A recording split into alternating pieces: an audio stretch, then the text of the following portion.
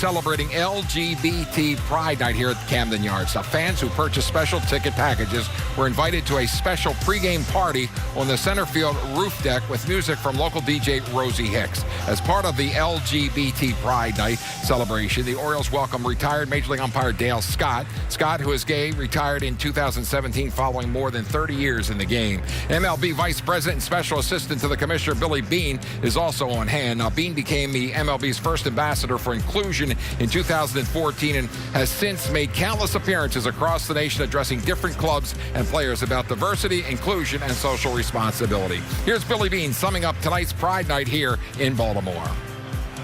Today is such a wonderful example of a collective effort that just doesn't happen overnight. You know, the community in the Baltimore area has reached out to the O's, and the O's have reciprocated with an opportunity to acknowledge a lot of great leadership.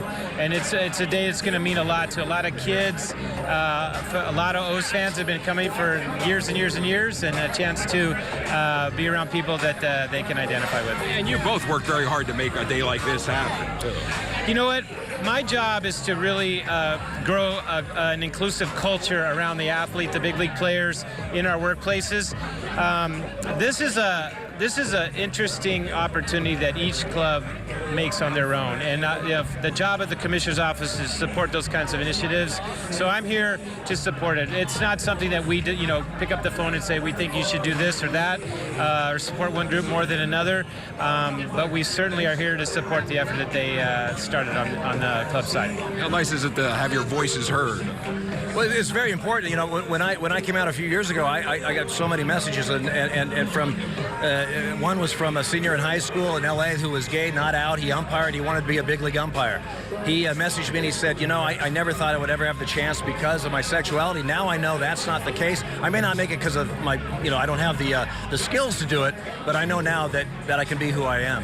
The other reason I'm here, quite frankly, is Mark Trumbo was the one that hit me in the head in Toronto last year, and I had to leave the field. So I'm here to go after Trumbo. We'll see what happens. We're lobbying for him to catch the first pitch. He's got to throw a knuckleball. He better wear a mask, that's all I'm saying.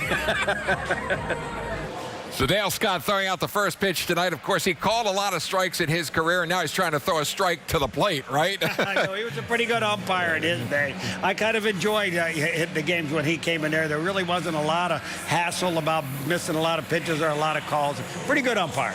Years ago when I used to do the scores down there by the first base dugout, the umpires would come over and talk to you in between innings just to get a break from around the plate, and he would always come over and have a nice conversation. He was a very nice man, Dale Scott. He was a very nice guy. I'd put him in my top 25 umpires of all time because I saw a lot of them. Dale Scott, a big league umpire for more than 30 years in Major League Baseball.